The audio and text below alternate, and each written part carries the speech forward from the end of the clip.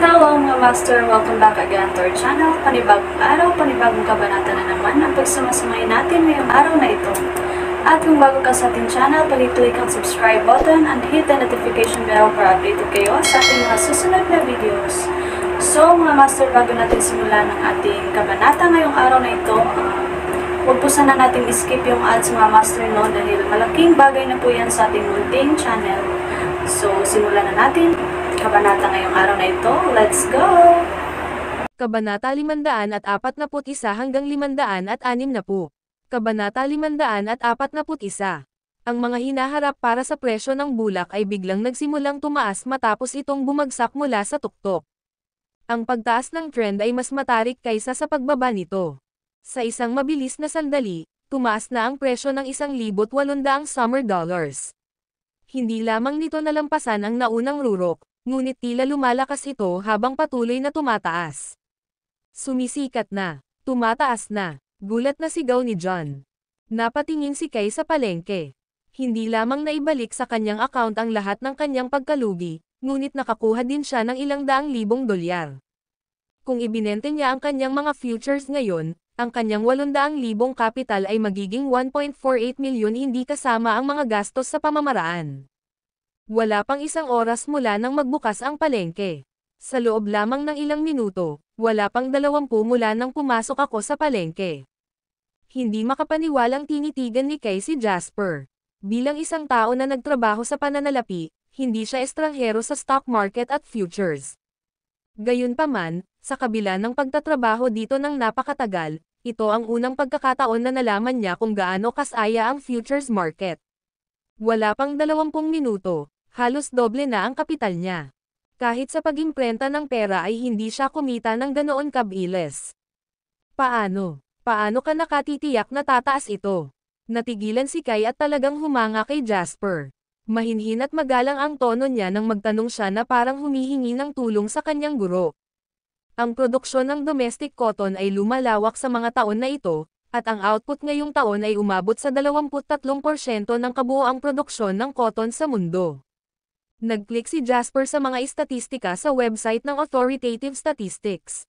Sa pagturo sa isang ulat, malamig na nagsalita si Jasper, kaya ang 40% na pagbaba sa produksyon ng cotton ngayong taon ay direktang magdudulot ng pag-urong sa pandaigdigang produksyon ng cotton. Ang nakaraang pagtaas ay isang reaksyon sa loob ng domestic market, ngunit ang internasyonal na merkado ay hindi pa nagre-react. Kaya kailangan lang nating maghintay na tumaas ang mga presyo sa international stock market. Ang mga pondo at mainit na pera ay dadaloy patungo sa pinagmulan ng buong insidenteng ito, iyon ay ang ating domestic futures market. Humalaklak si Jasper bago nagpatuloy ng mahinahon, kung may sapat na pondo ang bansa para taasan ang presyo ng cotton ng 16% sa loob ng humigit kumulang 20 minuto, magkano sa tingin mo ang tataas kapag pumasok ang internasyonal na pondo? Natigilan ang buong opisina sa sinabi ni Jasper. Pagkaraan ng mahabang panahon, binasag ni Samuel ang kanyang mga bagang at binasag ang katahimikan sa madilim na boses, maswerte ka lang sa pagkakataong ito. Nagawa niyang gawing tubo ang 78% na pagkawala sa account na doble ng halagang nawala sa isang iglap. I'm pretty sure this is more than just luck, ngini siya ni John si Samuel at nagsalita. Tahimik na harumph ni Samuel, ngunit sa loob-loob niya ay natigilan siya sa kakayahan ni Jasper na paikutan ang mga mesa. Gayunpaman, siya pa rin ilagay sa isang matigas ang ulo harap. Huwag kalimutan na si Jasper ay dapat na kumita ng 6 na milyon ngayon, kung hindi, siya pa rin ang malulugi. Pinandilatan ni Samuel si Jasper at nginisyan. Huwag kang masyadong magmukhang masaya. Sa palagay mo ba ay maaaring tumaas ang mga presyo ng 7 beses mula sa kung ano ang kanilang sinimulan? Anong biro? Hindi pinansin ni Jasper si Samuel at tinitigan ang mga pagbabago sa palengke sa screen sa harap niya. Sinisikap niyang alalahanin ang lahat ng makakaya niya tungkol sa pangyayaring ito mula sa kanyang nakaraang buhay. Mula sa naalala niya sa kanyang nakaraang buhay, ang domestic futures ay umabot sa pinakamataas na 23,800 para sa presyo ng bulak. Nang maglaon ng hapong iyon, Pagkatapos magkaroon ng kasunduan ang bansa sa ilang iba patungkol sa kalakalan ng pag-import ng cotton, nagsimulang bumaba ang mga presyo bilang paghihiganti. Kung ito ay mga pagbabahagi, kung gayon ang napakalaking amplitude sa isang araw ay tiyak na kikita ng maraming pera. Pagkatapos ng lahat, ang mga binili na bahagi ngayon ay maaari lamang ibenta bukas. Ito ay ang tanging pamamaraan. Gayunpaman ang futures market ay naiiba. Ang pagbili at pagbebenta ay maaaring gawin anumang oras, anuman ang pangunguna nito. Bilang resulta, ang malalaking amplitude sa presyo ay bubuo ng malaking margin ng kita. Ang video na ito ay edited by Urban Storytelling. Kabanata 542. Patuloy mong pataasin ang iyong mga posisyon. Gamitin mo ang pondong kinita mo para bumuo ng pyramid chain of positions, biglang nagsalita si Jasper. Ang futures market ay may isang napaka-natatanging panuntunan sa pangangalakal, na pinahintulutan ang mga mamumuhunan na bumili ng mga futures gamit ang tubo na kanilang kinita, kung mayroon man, kahit na hindi pa nila isinara ang kanilang mga posisyon. Sa isang paraan, ito ay lubhang nadagdagan ang kanilang mga kita. Ngunit kasabay nito, nagdagdag din ito sa kanilang mga panganib. Halimbawa, pagkatapos ng kabuuang kita na 1.48 milyon kasama ang kanyang kapital na 800,000, si Kai ay nakakuha ng tubo na 680,000. Maaari niyang gamitin ang kanyang mga kita upang bumili ng higit pang mga futures. Gayunpaman, ang paggawa nito ay nangangahulugan na inilalagay ni Kai ang kanyang sarili sa isang mas mataas na panganib. Pagkatapos ng lahat, sa sandaling bumaba ang mga presyo sa kabila ng linya ng posisyon, si Kai ay magtatapos din sa pag-liquidate. Ang bili ni Jasper ay nagpakawala ng puso ni Kai sa kanyang dibdib. Habang natatakot siya sa mga panganib, ipinakita rin ni Jasper ang kanyang mga kasanayan. Dahil dito, tumigil si Kai sa pag-aalinlangan at itinikom ang kanyang panga, ginawa ang itinuro ni Jasper. Sa tabi nila, nanunuya si Samuel. Anong uri ng F***ing idiotic tactic ito? Hindi pa ako nakakita ng sino mang hindi natatakot sa kamatayan na tulad mo. Kakailanganin mong mag-liquidate sa sandaling bumaba ang mga presyo ng 500 summer dollars kung bibili ka ngayon. Makinig ka sa payo ko, Jones. Isara mo lang ang iyong posisyon. Umalis ka na at magkakaroon ka pa rin ng iyong 680,000 na tubo. O mawawala sa iyo ang 800,000 na kapital sa isang kaunti. High-strung na, madaling naasar si Kai. Malamig niyang sagot, hindi ko kailangan ang iyong mga opinyon tungkol sa kung paano ko dapat gamitin ang aking pera. Nakompleto na ni Kai ang pagbili nang matapos siyang magsalita. Pagkatapos noon ay ang mga sarkastikong komento ni Samuel habang si Kai at John ay nakatingin sa takot habang patuloy na tumataas ang presyo ng cotton futures. May kaunting pagtalon at pagbaba, ngunit nanatili ang presyo sa humigit kumulang 16,000 summer dollars sa buong panahon. Bandang tanghali na nang tumayo si Jasper para mag-inat. Oras na para magpahinga ang palengke. Ang lahat ay magpapatuloy sa hapon. Kain muna tayo. Napangisi si Samuel. Gusto kong makita kung paano ka mamamatay mamaya. Hindi ko maiwasang matuwa sa pag-iisip kung paano mo ako babayaran ng 6 na milyong summer dolyar ngayong hapon. Malamig na tinignan ni Kai si Samuel at bumaling kay Jasper. Dapat ba tayong kumain ng tanghalian sa malapit na hotel, Mr. Lane? Nakangiting umiling si Jasper. Ayos lang. Hindi ko ugali ang pag-alis ng lugar kapag nagtitinda, kaya sa opisina na lang tayo umorder ng pagkain. Magpadala ng 3 bahagi ng pagkain, pakiusap. Natigilan si Kai. Plano niyang ay trato si Jasper sa isang magandang bagay, kaya medyo naliligaw siya ngayon. Ang take-out na pagkain ay tila sobrang nakakalungkot na pagkain. Gayunpaman, sumabad si John na nakangiti, makinig ka lang kay Jasper, Kai. Take-out na pagkain para sa 3.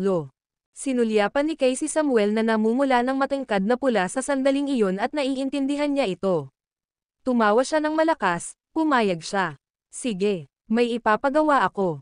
Gayunpaman, walang paraan na talagang mag-order si Kai ng take-out, kaya pinapante niya ang isang empleyado sa nakabok na hotel at umorder ng mga pagkain mula doon. Hindi nagtagal, inilagay ang masasarap na pagkain sa buong mesa na pinagsama-sama sa opisina. Gayunpaman, mayroon lamang 3 set ng mga kubyertos kahit na mayroong 4 na tao sa silid. Nang makita kung paano nakahanap ng upuan para sa kanilang sarili sina Jasper, Kai, at John at nagsimulang masayang makipagkwentuhan sa isa't isa habang kumakain, namutla si Samuel sa inggit at galit. Siya ay sadyang iniwan. Paano mo ako pinapahiya ng ganito? Napaungol si Samuel na nakapikit ang panga. Ang video na ito ay edited by Urban Storytelling. Kabanata 543. Dumampot si Jasper ng isang piraso ng isda at inilagay sa kanyang bibig. Napatingin siya kay Samuel na galit at nagsalita sa gulat na tono, "Bakit nandito ka pa, Mr. Ray? Nais mo bang kumain sa amin? Oh, bakit hindi mo sinabi kanina, Mr. Ray? Naghanda din sana kami ng set ng mga kagamitan para sa iyo." Halos tumawa ng malakas si Kai. Bagamat natutuwa siya, nagkunwari siyang malungkot. Tama na yan. Dadalhin sana kita sa isang malaking hotel para kumain kung alam kong kasama ka naming kumakain, Mr. Ray. Paano makakakain ng take-out ang isang kasing kilabot ni Mr. Ray kasama ng mga katulad natin? Masayang tanong ni John kay Samuel, nagugutom ka ba sa panonood sa amin na kumakain, Mr. Ray? Habang gusto kitang paupuin, wala tayong ibang upuan o ibang set ng mga kubyertos. If you don't mind, Mr. Ray, you can wait until I'm done to use my chair and cutlery. Bang! Ipinatong ni Samuel ang isang palad sa mesa at galit na tinitigan silang tatlo. Siya ay namumula, at iniluwa niya ang mga salita mula sa mga puwang sa kanyang mga ngipin. Magsaya ka ngayon, pero gusto kong makita kung nakakangiti pa kayong tatlo ngayong hapon. Walang paraan na maaari kang kumita ng 6 na milyon. Mahigit isang dekada na akong namumuhunan at wala pang panahon mula nang magsimula akong magtrabaho sa linyang ito ng negosyo na nakita ko ang 7 beses na pagtaas ng mga presyo.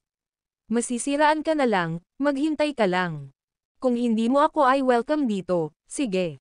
Pwede na akong umalis, ngunit babalik ako kapag nagbukas muli ang palengke sa hapon. Aangkinin ko ang 6 na milyong summer dollars mula sa iyo. Na may galit na galit, tumalikod si Samuel para umalis. Tahan na, Mr. Ray. Boses ni Jasper. Napahinto si Samuel at nilingan si Jasper. Ano ito, humihingi ng awa ngayon? Oo naman, hindi pa huli ang lahat. Lumuhad sa harap ko at magmakaawa at pagkatapos ay iabot sa akin ang 6 na milyon. I can consider leave you alone kung gagawin mo iyon. Humigop ng inumin si Jasper at mahinahong nagsalita, mali ang pagkakaintindi mo, Mr. Ray. Nais kong ipaalala sa iyo na dalhin ang iyong checkbook kapag bumalik ka sa hapon. 6 na milyon at hindi bababa sa 1 sentimo. Kumaibat ang sulok ng labi ni Samuel habang nanlamig ang kanyang tingin. Ang galit niyang ekspresyon ay unti-unting nagdilim din. Paano kung alalahanin mo muna ang sarili mo? Mabuti pa mamaya mo na lang ilabas yang pera mo kung hindi ako masisisi sa pang-aasar ko sayo. Tumalikod si Samuel at lumabas ng pinto. Tahimik na tanong ni Kai kay Jasper pagkaalis ni Samuel, Mr. Lane, sigurado ka ba mamaya? Kalmadong tanong ni Jasper habang kumakain, bakit, natatakot ka? Mataimtim na sagot ni Kai, syempre, natatakot ako. Inilalagay ko ang aking buong halaga at buhay ko sa linya dito, ngunit hindi na ako magdududa sa iyo, Mr. Lane. Puro nerves lang ito. Ngumiti si Jasper. Bago ngayon, malamang naisip ninyong dalawa na imposibleng kumita ng 6 na milyon na may 800,000 sa isang araw, di ba? Nagbahagi ng tingin si Kai kay John at nahihiyang sumagot, talaga. Kung tutuusin, wala pa akong narinig na ganyan. Ang paggawa ng 800,000 sa 6 na milyon ay wala. Sa loob ng 2 taon, lilito ang isang kagalang-galang na master sa futures market, na magiging 40 milyon ang 1.2 milyon sa maikling panahon ng kalahating buwan. Ito ay isang record na walang sino man ang nakalusot hanggang sa muling magkatawang tao si Jasper. Not that Jasper will tell the two, of course that, of course. Ngumiti lang ang lalaki at sumagot, pero may pag-asa ka ngayon, di ba? Masasabi kong sulit ang sugal kung umaasa ka. Ang mga himala ay hindi mangyayari sa iyo kung hindi ka handang makipagsapalaran o bayaran ang presyo. Pag-atras ng isang hakbang, huwag nating pansinin ang iyong 800,000 dolyar sandali. Mayroon akong 6 na milyong summer dollars at ang aking dignidad sa linya dito, kaya nakuha ko ito. Huminga ng malalim si Kai sa sinabi ni Jasper at mariing sumagot, sige, Mr. Lane. Gagawin ko lahat ng sasabihin mo mamayang hapon. Hindi na ako magdadalawang isip pa. Alam kong natalo ako ng ilang daang libo ngayong umaga nang mag-alinlangan ako sa loob ng 2 minuto, ngunit tiyak na hindi na ito mauulit mamaya. Tumanggong si Jasper. Buti naman alam mo, 2.5 oras ang pahinga ng tanghalian sa palengke. Halos kalahating oras ang tinagal ng tanghalian, na natitira ng mahigit 1 oras bago muling magbukas ang pamilihan. Humiga si Jasper sa sofa at nagsalita, "I'm taking a little idlip. Gisingin mo ako kapag oras na." Saka pumikit si Jasper para magpahinga. Ang video na ito ay edited by Urban Storytelling. Kabanata 544. Nang tingnan ang eksenang ito, bahagyang ibinuka ni Kai ang kanyang mga labi at tinanong si John, "Ganyan ba palagi si Mr. Lane?" Isang matamis na tawa ang ibinigay ni John. Marahil ang mga pambihirang tao ay may hindi pangkaraniwang mga katangian. Habang nagsasalita siya, humiga si John sa isa pang sofa at pinayuhan, "Magpahinga ka rin ng kaunti. May negosyo pa tayong aasikasuhin sa hapon." Ngumisi si Kai at sumagot, "Wala ako sa mood na umidlip. Pareho kayong magpahinga, maghahanap ako ng ilang balita sa internet." Umupo si Kai sa harap ng computer habang sinasabi ito. Sinimulan niyang suriin at suriin ang bawat balita na may kaugnayan sa mahinang ani ng bulak. Nang gisingin ni Kai ang groggy na si Jasper, 1:29 PM na, 1 minuto lang ang layo mula sa pagbubukas ng mga palengke. Sa halos parehong oras nang magising si Jasper, itinulak ang pinto ng opisina, at pumasok si Samuel na may mapanuksong mukha. Kinuha niya ang isang tseke mula sa bulsa ng kanyang dibdib at maingay itong inihampas sa mesa, na may mataas na pagmamataas na sinabi, "Buksan mo ng malapad ang iyong sorry at tingnan mong mabuti ito. Isa itong tseke na nagkakahalaga ng 6 na milyong dolyar. Kunin mo ito kung sa tingin mo ay mayroon kang mga chops." Habang nagsasalita ay nginisya ni Samuel si Jasper.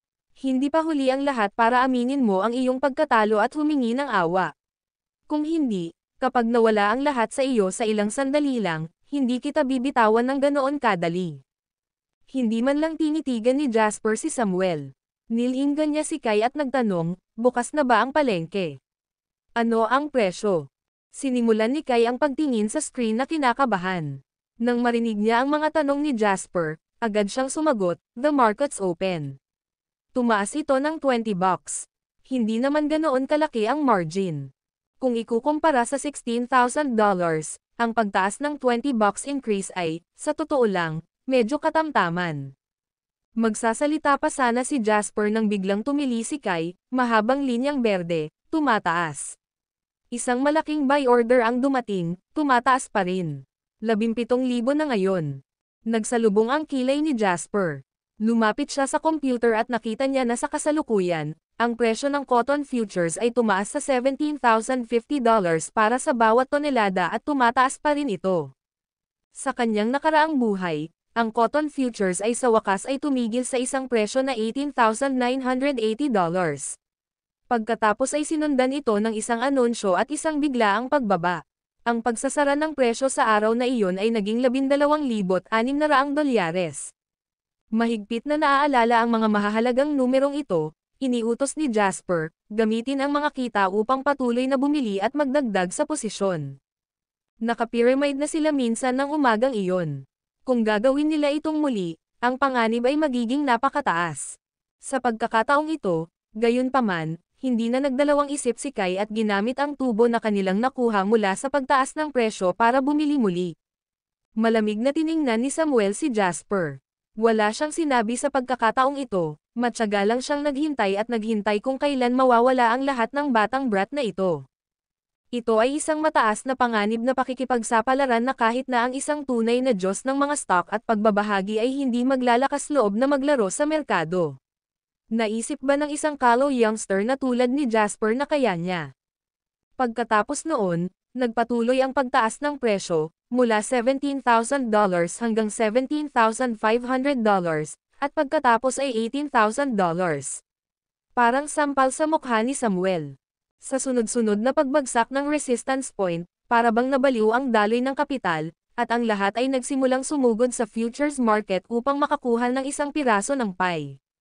Tinitigan ni Samuel ang $18,800 na presyo at naramdaman ang pagtibok ng kanyang puso sa kaba at alarma. Hindi makapaniwalang tumingin siya kay Jasper na kanina pa kalmado at composed. Mabilis ang tibok ng sarili niyang puso. Sa sandaling ito, hindi lang si Samuel, si Kai at John ay malapit nang magwala. Isang oras sa pagbubukas at ang kanilang paunang kapital na 800,000 ay lumago sa 3.9 milyon. Habang sinusubukan ni Kai at John na maghanap ng mga salita upang ipahayag kung gaano nila sinasamba si Jasper mismo ay nagpapanatili ng isang tense na ekspresyon. Ngayon, isara ang posisyon at ibenta ang lahat. Pagkatapos, simulan mo itong iikli. Tinamaan ng mga salita ni Jasper ang 3 taong naruroon na parang kidlat mula sa asol. Ang video na ito ay edited by Urban Storytelling. Kabanata 545. Sa nakaraang buhay ni Jasper, ang presyo ng kisame ng cotton market sa pagkakataong ito ay nakalock sa $18,980 noon. Gayunpaman, ang presyo ngayon ay $18,800.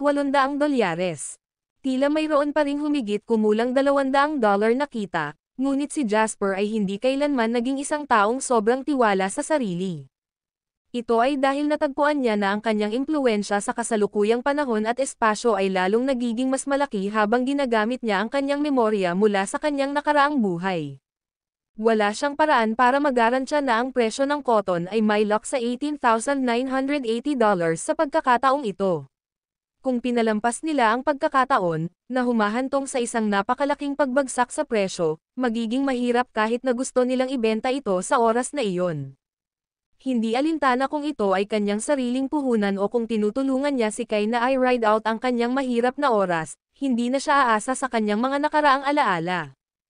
Pagdating sa kita, ito ay sapat na upang makuha ang karamihan nito. Ang isa ay hindi dapat maging masyadong sakam para sa mga natira. Sa sandaling ito, gayunpaman, ang desisyon ni Jasper ay nabigla sa kanilang tatlo kasama na si Samuel.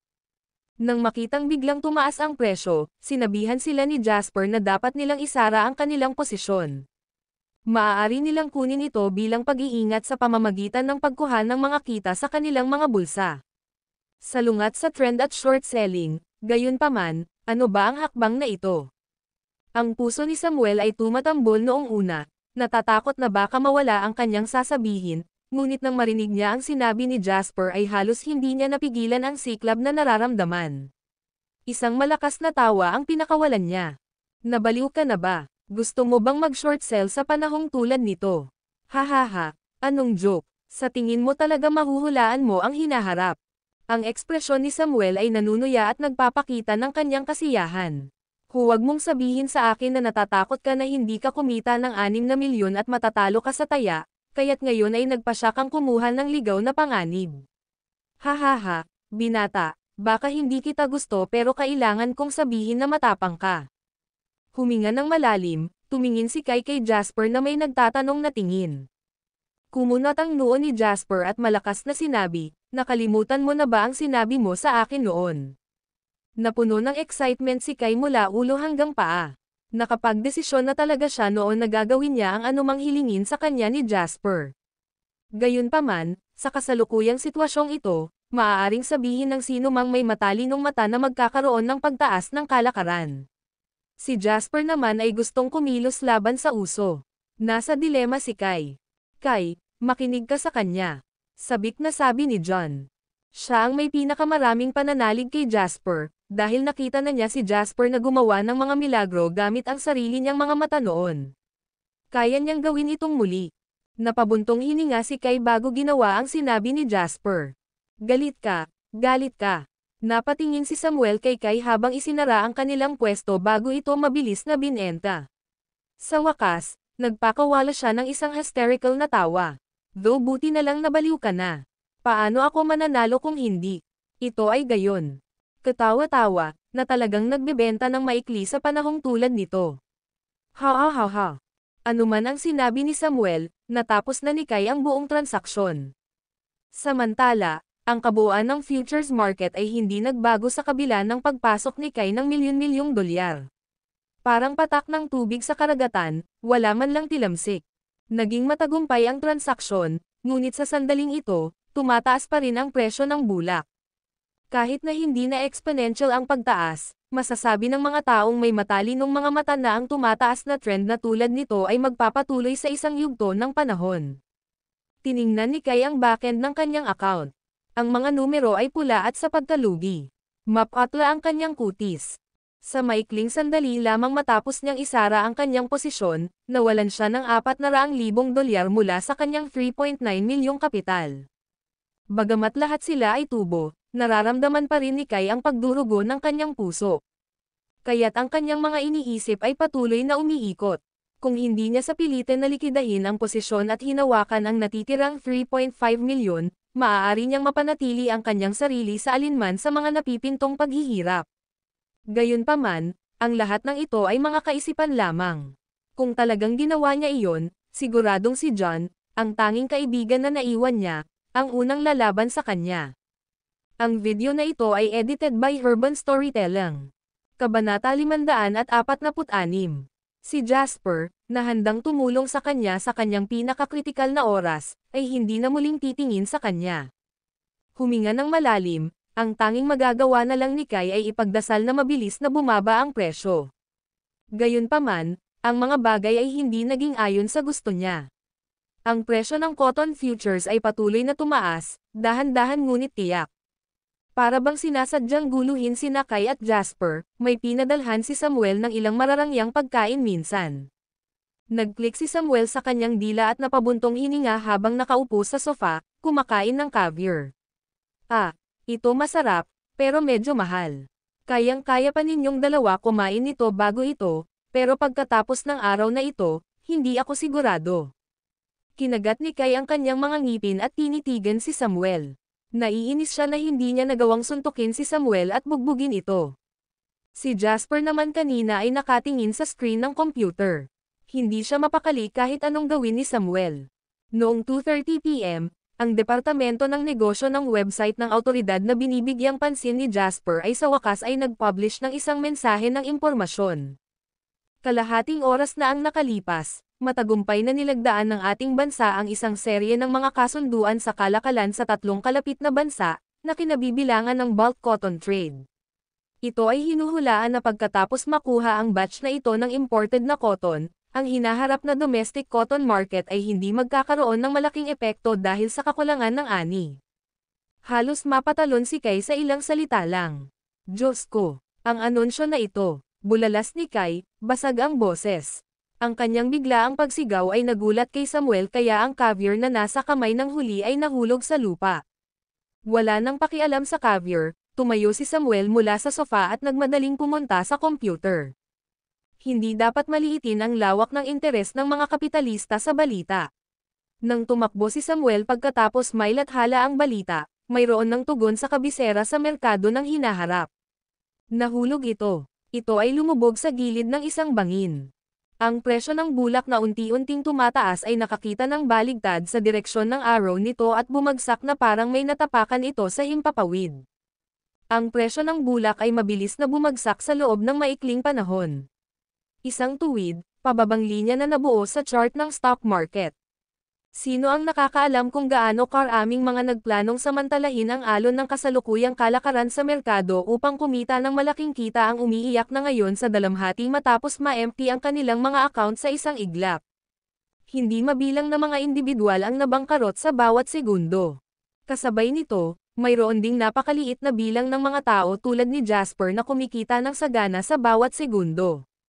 Napansin ni Jasper na bagamat ang takbo ng merkado ng cotton ay kapareho ng sa kanyang nakaraang buhay sa oras na ito, ang huling presyo ay hindi $18,980. Sa halip, nagsimula itong bumagsak mula sa $18,977. Kahit na ang pagkakaiba ng $3 lamang ay hindi nakakapinsala, ito ay isang magandang wake-up call para kay Jasper. Hindi siya mapapanatag sa lahat ng oras ng mga alaala niya sa nakaraan niyang buhay. Marami nang nagbago sa buhay na ito. Ang epekto ng mga pagbabagong ito ay magiging mas malaki habang lumalago ang kanyang kayamanan at impluwensya. Bumaba sa $14,000 ang presyo ng cotton mula sa $18,877 sa loob lamang ng kalahating oras. Parang naramdaman ni Kai at ng iba pa ang pagkawasak at pag-iyak ng hindi mabilang na tao sa screen. Gayunpaman, si Kai ay walang ibang iniisip ngayon. Nakatingin lang siya kay Jasper na para bang isa siyang Diyos. Mr. Lane, ako ay lubos na humanga, kung sino man ang makahuhula ng kinabukasan sa mundong ito, tiyak na ikaw iyon, bulong ni Kai. Tumawa si Jasper. Nang makita na ang kapital ng libro ay umabot na sa 6.2 milyon, cool niyang sinabi, maaari kang maging marumi sa nakaraang segundo at walang pera sa susunod. Maaari kang maging masigla sa isang sandali bago bumagsak ang mundo sa susunod. Ito ang futures market, ang pinakamapanganib, pinakakapanapanabot na laro. Pagtingin kay Samuel na nakatulala, bumangon si Jasper at kinuha ang tseke sa mesa. Sinabi niya nang walang pakialam, "Salamat, Mr. Ray, sa regalo." Ang video na ito ay edited by Urban Storytelling. Kabanata 547. Nakatitig si Samuel sa mga makukulay na numero sa screen ng computer na walang laman. Pakiramdam niya ay may dugong tumutulo mula sa kanyang tiyan diretso sa kanyang lalamunan. Paano ito posible? Paano ito posible? Hindi makapaniwalang sigaw ni Samuel. Paano posibleng maging 6,800,000 sa isang araw? Ito ay imposible. Ito ay isang daya. Ito ay dapat na isang daya. Sinadya mo bang gumamit ng pekeng software para linlangan ako? Tinitigan ng masama ni Samuel si Jasper at galit na umungol. Hindi masama ang iyong imahinasyon, puri ni Jasper. Si Kai naman ay hindi masyadong mabait. Nagpasya siyang mabilis na isara ang posisyon ng futures bago agad nabawiin ang pera. Pinindot niya ang text message sa kanyang telepono na nag-aabiso sa kanya na 6.8 milyon ang na-credit sa kanyang account at pagkatapos ay ibinato ang telepono sa harap ni Samuel. Imulat mo ang iyong mga mata at tingnan mong mabuti. Maaari bang peke ang text message na ito? Tiningnan ni Samuel ang tunay na text message sa telepono at tuluyang natulala. Hindi pwede. May naisip si Samuel at biglang sumabog. Tinitigan niya si Jasper at umungol, "Ibalik mo sa akin ang pera ko." Mayaman si Samuel kumpara sa mga ordinaryong tao, ngunit hindi umabot sa puntong kaya niyang itapon ng ganito ang 6 na milyon. Kung hindi, hindi na siya magtatagal para subukang kumuha ng 30% na komisyon mula kay Kai, lalo na't manatili sa opisina buong araw para lang sa taya na ito kay Jasper. Higit sa 10 milyon ang halaga ni Samuel. Ang pagkuha ng 6 na milyon mula sa kanya ng sabay-sabay ay katumbas ng pagkuha ng kalahati ng kanyang buhay. Sa sobrang galit, tuluyang itinapon ni Samuel ang kanyang dignidad at inabot ang tseke sa bulsa ng pantalon ni Jasper. Gayunpaman, pumasok si John at huminto sa harap ni Jasper. Si John, na matangkad at malakas, ay mukhang nakakatakot. Pinandilatan niya si Samuel at sinabing, "Anong problema? Handa kang sumugal ngunit ngayon ay ayaw mong aminin ang pagkatalo. Gusto mo pa ring magnakaw sa sikat ng araw." Namula ang mukha ni Samuel sa galit. Siya ay umungal, "Ito ay malinaw na isang mapahamak na bitag na sadyang ginawa niyong dalawa para dayin ako sa laro. Hindi ko tatanggapin." "Mr. Ray," malamig na wika ni Jasper. "Mukhang may hindi ka naiintindihan. Walang humila sa iyo sa pastahan na ito. Ikaw ang gustong sumali. Tsaka, hanggang kalahating oras na ang nakalipas, sigurado kang mananalo ka at pinagpapantasyahan mo pa kung paano mo gagastusin ang 6 na milyon na akala mo ay matatalo ako sayo, di ba?" Kinagat ni Samuel ang kanyang mga ngipin sa sobrang lakas ng paglangit-ngit. Malamig niyang tinitigan si Jasper at sinabing, "Anak, madali mong kunin ang pera ko pero hindi magiging madali para sa iyo na gastusin ito. Dahil naglakas loob kang kunin ang pera ko, mag-ingat na huwag kang mabuhay para gastusin ito." "Oh, mukhang may balak makipaglaro si Mr. Ray." Tumawa si Jasper at malamig na sabi, "Noong natalo si Hugh sa pastahan sa akin, kahit siya ay hindi naglakas loob na utangin sa akin ang bargaining chip na natalo niya sa akin, pati ikaw." Naningkit ang mga talukap ni Samuel nang marinig ang mga salitang ito. Alam na alam ni Samuel ang uri ng tao ni Hugh. Si Hugh ang humawak sa kanya at ginawa siyang pangalawa sa pinakamagaling sa Faith County. Hindi dahil sa hindi naisip ni Samuel na sapilitang kunin ang nangungunang posisyon.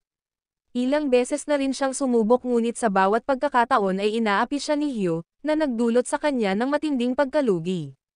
Nang maglaon, labis na natakot si Samuel kay Hugh, at saka lang niya binitawan ang ideyang lumaban kay Hugh.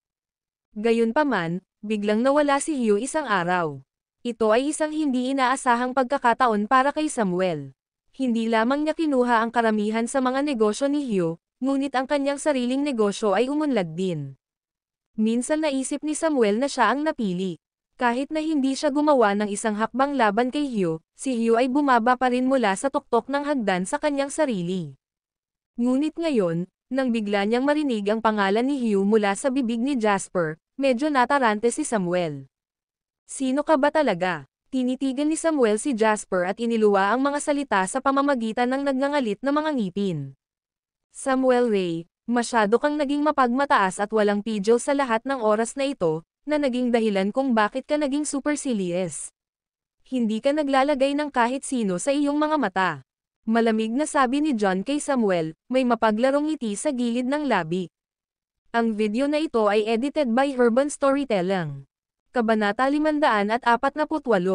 Jasper Lane ang tawag niya.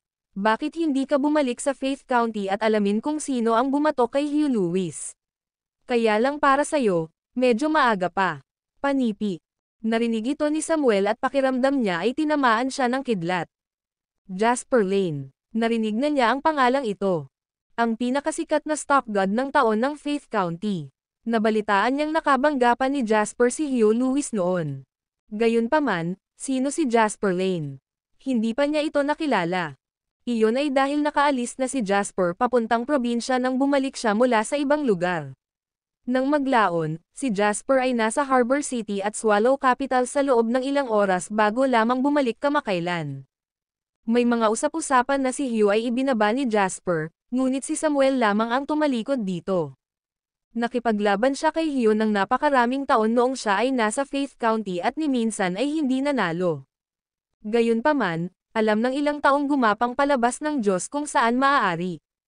Ang katotohanan ay nasa harap ng kanyang mga mata ngayon, gayunpaman, at si Samuel ay walang pagpipilian kundi ang paniwalaan ito. Binalot siya ng matinding pagkabigla at takot. Nang iangat ni Samuel ang kanyang ulo para tingnan muli si Jasper, wala na ang overweening attitude from half a minute ago. Mr. Lane, ako, hindi ko alam na ikaw ay. Nalilito pa si Samuel sa mga sinabi niya. Hindi talaga siya makapag-ipon ng lakas ng loob na saktan ang taong madaling magpabagsak kay Hugh Lewis. Hindi mahalaga kung sino ako.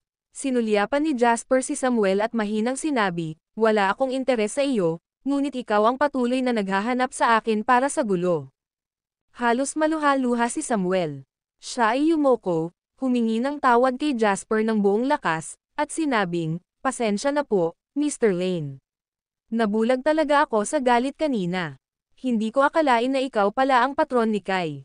Kung hindi ako maglalakas loob na guluhin ka kahit nabigyan ako ng 3 putok ng likidong lakas ng loob. Walang pakialam na sabi ni Jasper, I'm nobody's patron. Nagkataon lang na humingi ng tulong sa akin si John sa pagkakataong ito. Hindi banggitin, si Kai ay may magandang karakter at malamang na hindi na matubos sa isang pagkakamali lang. Oo, ito ay tulad ng sinabi ni Mr. Lane. Hindi naglakas loob na pabulaanan siya ni Samuel at nagpatuloy sa paglalamang. Tumayo si Jasper. Naglakad siya palapit kay Samuel at nakangiting sinabi, gusto mo pa bang bawiin ang $6 na milyong na tseke? Mapait ang ekspresyon ni Samuel. Talagang nagulo siya sa pagkakataong ito, at wala nang pagkakataon para sabihin pa niya na naramdaman niyang mali siya. No, I dare not. Handa akong tumaya, kaya aaminin ko ang pagkatalo. Ang galing. Gusto kong pasalamatan si Mr. Ray sa kanyang kabutihang loob. Nagkataon lang na ipapasa ko itong pera sa isang kamag-anak ko para mamuhunan sa isang hotpot business. Kapag naging matagumpay ito, kailangan mo itong suportahan. Namula ang mukha ni Samuel. Hindi niya alam kung ano ang ibig sabihin ni Jasper ngunit sumagot pa rin siya ng maingat at may paggalang, syempre, pupunta ako doon. Sige, naresolba na ang usapin dito. Kailangan ko munang bumalik. Nag-inat si Jasper ng bewang at nagpaalam kina Kai at John. Nag-alangan si Kai bago sinabing, Mr. Lane, 6 million lang ang kailangan ko. Ang 800,000. Itago mo na lang. Sa ganitong personalidad mo, marami ka pa ring pagkalugi sa hinaharap. Wala akong pakialam sa 800,000. Pagkasabi nito ay umalis na si Jasper. Natigilan si Kai. Hindi niya alam kung iiyak ba siya o matatawa. Pagtalikod, sinabi ni Kai kay John, ano ang dapat nating gawin sa 800,000 dolyares? Imposibleng itago ko ito. Malaki na ang naitulong sa akin ni Mr. Lane. Ito ay katulad ng pagliligtas niya sa buhay ng aking buong pamilya. Simple lang, di ba? Malapit na mag-New Year. Maaari kang makahanap ng dahilan upang magbigay ng pagbati ng bagong taon at ihatid ang pera sa kanyang pintuan. It would be a gesture of good faith and thoughtfulness. Tinapik ni John ang balikat ni Kai at nakangiting sabi. Tumanggo si Kai bilang pagsang-ayon at saka bumantong hininga, nakakamangha. Kung hindi ko lang nakita ng sarili kong mga mata, hinding-hindi ako maniniwala sa kakayahan ni Mr. Lane. Hindi man sa panaginip ko. Nakakahiya naman na pinagdudahan ko siya kanina.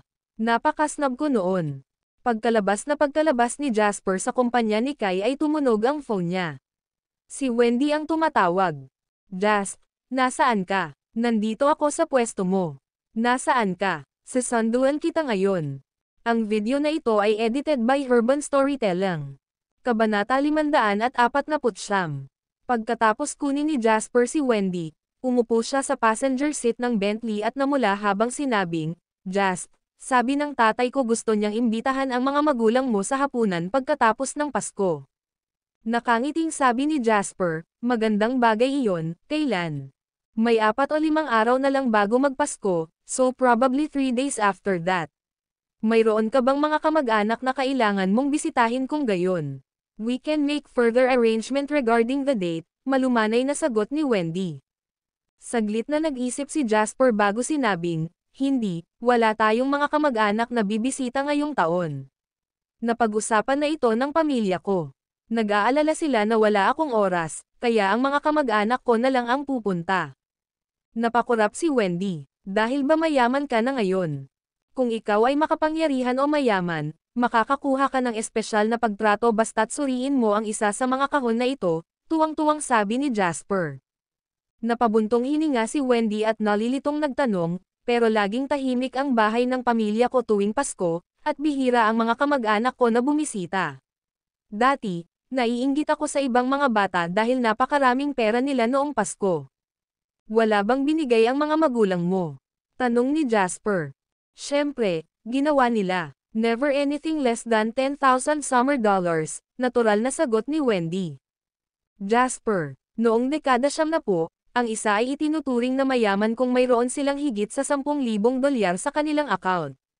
Gayunpaman, ang halaga ng pera sa Pasko na ibinigay ng pamilya ni Wendy ay katumbas ng ipon ng isang buong pamilya. Nakakakuha ako dati ng 10 o 20 summer dollars noong bata pa ako. Pagkatapos, nang bumuti ang kalagayang pinansyal ng aking pamilya, nakakuha ako ng humigit kumulang 50 hanggang 100 summer dollars. Makakakuha ka ng 10,000 summer dollars sa isang pagkakataon at naiinggit ka pa rin sa ibang tao. Malungkot na tanong ni Jasper. Kumpiyansa ang sagot ni Wendy, ang ibig kong sabihin, ang ibang tao ay nakatanggap ng pera mula sa maraming kamag-anak, hindi katulad ko. 2 tao lang ako nakatanggap ng pera, mama at papa ko. Matapos mawala ang aking ina, binibigyan ako ng tatay ko ng 100,000 dolyar bawat taon upang mabawi iyon. Hindi ko maintindihan kung paano kayo namumuhay ng mayayamang tao, malungkot na sabi ni Jasper. Parehong masaya sina Sally at Charlie nang makita si Wendy. Maging si Charlie na kadalasang nagtatampo ay masayang ngumiti sa kanya. Wendy, bakit hindi mo ipinaalam sa akin na maaga kang pupunta? Ipaghahanda sana kita ng pagkain ng maaga. Kumain ka na ba?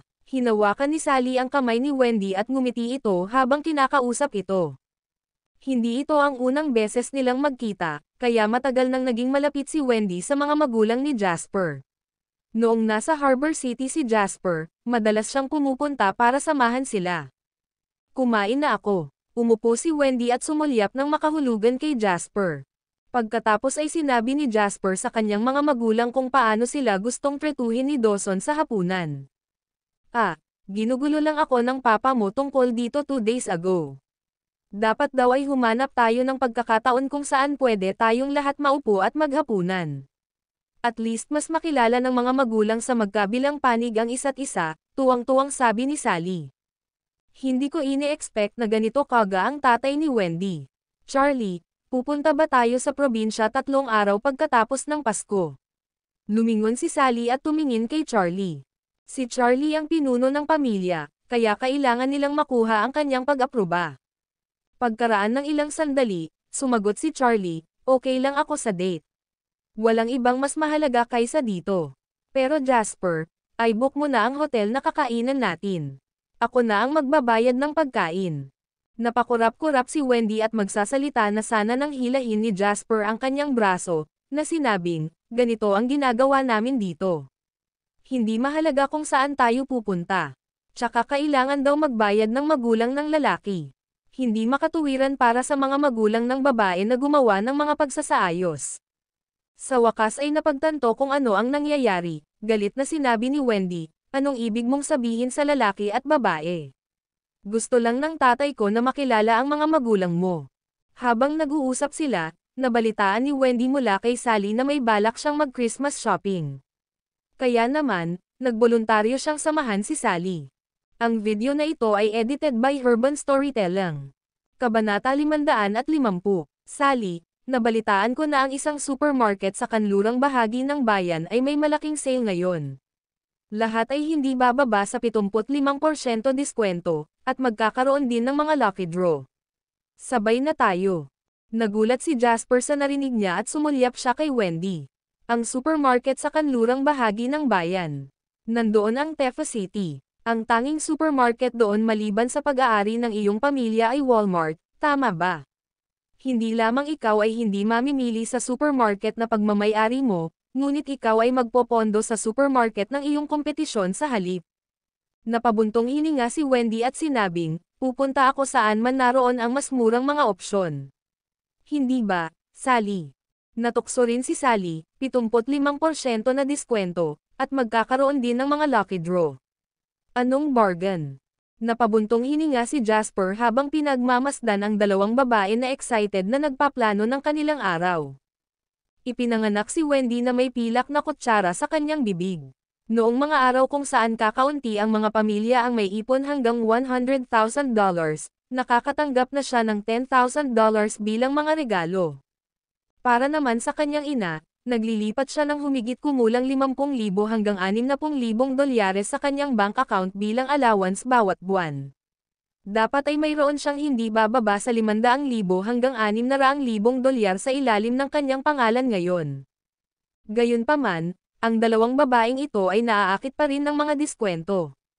Gayunpaman, nagpapasalamat pa rin si Jasper. Alam niyang ginagawa ito ni Wendy para pasayahin ang kanyang ina, na ipinanganak sa isang rural na lugar at kailangang maging matipid sa buong buhay niya. Pinaalalahanan lang sila ni Jasper na mag-ingat bago niya hinayaang tuwang-tuwa ang dalawang babae.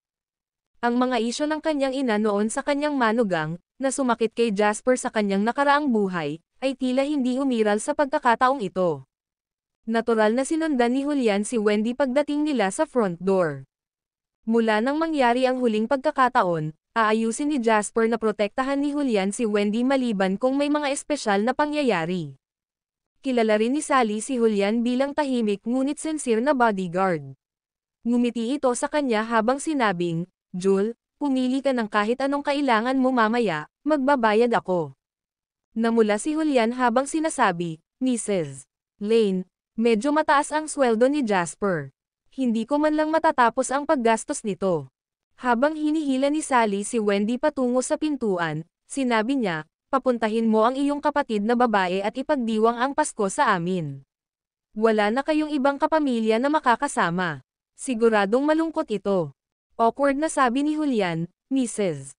Lane, ayos lang. Palagi naming ipinagdiriwang ang Pasko sa ganitong paraan.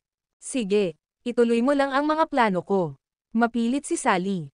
Tila isang mapagkakatiwalaang tao sa kanya si Julian, at parehong nasa kamay niya ang kaligtasan ng kanyang anak at magiging manugang. Nararapat lamang na tretuhin siya ng maayos. Bukod dito, ang magkapatid ay nagkaroon ng medyo kaawa-awang buhay. Kaya lang, sinenyasan ni Charlie si Jasper na maupo sa tabi niya sa couch. I have something to discuss with you, sabi ni Charlie habang nakakunot ang noo. Nang makita niya ang mataimtim na ekspresyon sa mukha ng kanyang ama, nagmamadaling nagtanong si Jasper, anong problema? May nangyari ba? Tila nahihirapang ilabas ito ni Charlie. Hindi mapakali si Jasper habang nagmamadaling nagtanong, Tay, walang hindi mo masabi sa akin. Ano man ang mangyari, dapat palagi mong ipaalam sa akin ang tungkol dito. Matagal na ungol si Charlie bago siya tuluyang bamulong, si Wendy ay mula sa isang mayamang pamilya, at nabalitaan ko pa na ang kanyang ama ay isang tycoon. Dapat ba tayong maghanda ng kahit ano kapag nakilala natin siya? Dapat ba akong kumuha ng bagong damit? Nag-aalala akong baka mapahiya ka. Ang video na ito ay edited by Urban Storytelling. Kabanata 551. Hindi inaasahan ni Jasper na ito ang naging dahilan ng pagkasimangot at pagkautaw ni Charlie sa mahabang panahon. Hindi alam ni Jasper kung ano ang dapat niyang i-react doon. Si Uncle Schuler ay napakadali, at hindi siya masyadong masungit. Napakabait niyang tao, kaya mas nakaka-relax kami. Kung hindi, magmumukha tayong masyadong formal. Gayunpaman, hindi inakala ni Jasper na titigan siya ni Charlie kapag sinabi niya iyon. Kalokohan. Dapat tayong maging magalang. Bagamat hindi na kami hihingi ng basbas ng kanyang ama sa pagkakataong ito pa rin ang unang pagkakataon na magkikita ang mga magulang ng magkabilang panig. Paano natin ito makikitungo ng basta-basta? Nang mapagtanto na seryosohin ito ni Charlie, walang magawang sinabi ni Jasper, marahil ay maaari tayong maghanda ng ilang mga regalo. Pinisil ni Charlie ang kanyang baba at tumaas ang isang kilay bago sinabing, siya ay isang tycoon at marahil ay nakatanggap na ng lahat ng uri ng mamahaling regalo noon. Kung bibigyan namin siya ng alak at tabako gaya ng karaniwan naming ginagawa, malamang pagtawanan niya lang kami, di bale. Kukonsulta ako sa mga matatanda at tingnan kung ano ang dapat kong gawin sa mga ganitong sitwasyon. Napabuntong hininga si Jasper at sinabing, Tay, ano ba ang kinakabahan mo?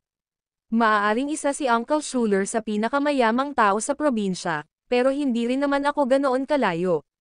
Hindi namin sinusubukang mag-claim ng mga koneksyon sa kanya. Hindi na kailangang kabahan. Ano, siya ang pinakamayamang tao sa probinsya. Agad na hindi pinansin ni Charlie ang lahat ng marinig niya iyon, at nanlaki ang kanyang mga mata habang nagsasalita. Si Charlie, na naging magsasaka sa halos buong buhay niya hanggang sa maging malaki ito ni Jasper, ay bihirang makakita ng malaking stack ng pera sa kanyang sariling mga mata. Ang pinakamayamang tao sa probinsya ay kapantay ng isang hari. Sa kanya, lahat sila ay mga alamat na hindi pa niya narinig. Noon pa yan. Sa ngayon, malamang ako na ang anak mo. Ngumisi si Jasper habang nagsasalita at pilit na pinapakalma ang stress at nerbiyos ni Charlie. Gayunpaman, pinandilatan ni Charlie si Jasper at sinabing, bata ka pa, kaya huwag kang maging bastos pagkatapos ng ilang mga nagawa. Buong buhay niya nagsumikap siya, sa tingin mo ba madali siyang matatalo sa'yo? Walang paraan si Jasper para kumbansihin si Charlie kung hindi siya maniniwala sa kanya. Kung pagsasama-samahin niya ang pera na mayroon siya sa kanyang personal na ari-arian at real estate, naramdaman ni Jasper na hindi lamang siya masasabing pinakamayamang tao sa Southeast Province, ngunit maaari pa siyang mailista bilang nangungunang 3 pinakamayamang tao sa bansa. Gayunpaman, hindi dapat ibunyag ng isa ang kanilang kayamanan. Mas mabuti pang maging low profile na lang siya. Dad, seryoso ako. Hindi na kailangang maging ganito ka-formal. Kumilos ka na parang pinapakilala kita sa isang kaibigan. Walang paraan na mababa ang tingin niya sa iyo dahil magsasaka ka, at hindi mo kailangang pigilan ang iyong sarili dahil lang sa siya ang pinakamayamang tao sa probinsya.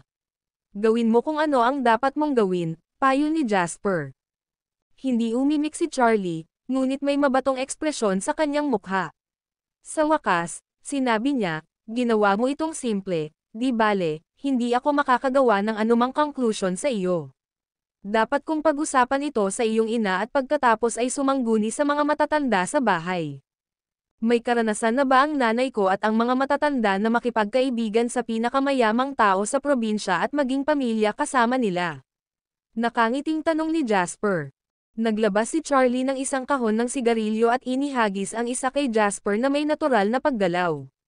Tatawagan ko ang iyong tiyuhin at ipapadala sa kanya ang 100 taong gulang na ginseng mula sa bahay.